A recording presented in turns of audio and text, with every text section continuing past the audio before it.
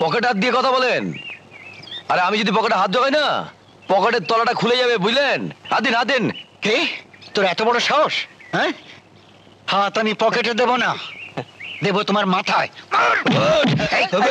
শুটকি মাছের দল, হ্যাঁ পয়সা দেন।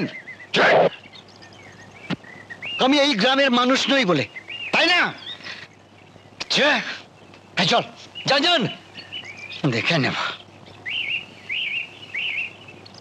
এখন তুমি বাড়ি যাও, আমি চাই।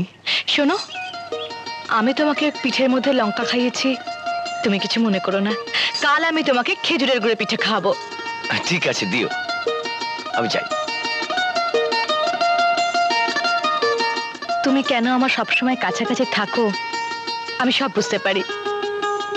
আমার মনটা তোমার কাছেই থাকে, কিন্তু বলতে পারি না। কবে যে বলবো